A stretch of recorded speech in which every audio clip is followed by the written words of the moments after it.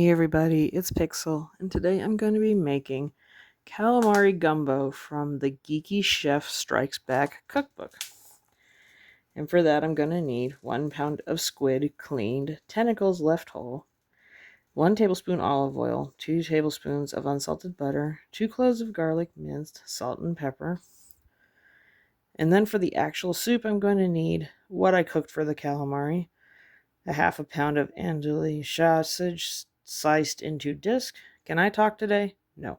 1 large onion finely diced, 1 red bell pepper finely diced, 2 ribs of celery, 2 carrots, of course all diced and chopped, half a cup of butter, a half a cup of all-purpose flour, and 6 cups of fish stock. And of course, Cajun seasoning, a savory blend that I've already made right here, and salt and pepper to taste. Well, this is going to be fun. We're going to put the olive oil in a bigger pan so we can toss our squid around a little easier before adding them to the pan. Now, before you add them to the pan, you want it to be on a high heat and just starting to smoke. But I need to work fast with this, so I'll probably show it with you. Once that's died down, we're going to be adding in our garlic and parsley. And our 2 tablespoons of butter. When the rings stop being translucent and turn white like this, we are going to take them off the heat and put them aside for our stew. And with the leftover squid stuff, we're going to be sauteing our sausage in that until it's brown on both sides. And after my sausage is cooked, I'm going to give the carrots, onion, and celery a turn at cooking. When those are almost done, we're going to be adding in our okra. Because when okra cooks, it releases all the slimy little juices in it. And we don't want that until our soup. And before we take this out, we're going to be putting our 2 tablespoons of butter. And adding about half of our flour into the vegetables to create a sort of start for our roux. The okra and the flour will help thicken up our soup when we add these in. Okay, I've transferred my vegetables into a Dutch oven, and just for notice, I did put my red peppers and yellow peppers into the vegetables near the end.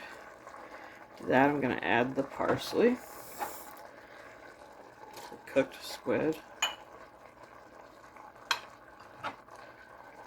the sausage, and the all seasoning that I made. And once that's thoroughly stirred, I will be adding in our fish stock. And after it's boiled for a little, I'll be adding in the rest of our flour, which I mixed with some of our seafood broth. This is going to cook on the stove for the next 10 to 15 minutes. And after 20 minutes of cooking, and I do believe I said 10 earlier, our stew should be done. And the only thing left to do is turn the heat off, let it continue cooking on the end of that heat, and let it reach room temperature so we can try it out. Alright, we've dished up some of our gumbo, and it looks amazing. I'm going to try to get a little spoonful of everything, but sometimes with soups and gumbos, that's hard. So, we will try. That looks good. Well, I gotta say, I didn't really have much expectations for this. It didn't mean I didn't think it was going to be good. I've just never had it before, even regular gumbo, so it turned out really nice. I like the spice in it. I like how the sausage gives it another little kick of spice. I did end up adding a little tiny tad of cayenne pepper, salt, and pepper in the end to season it.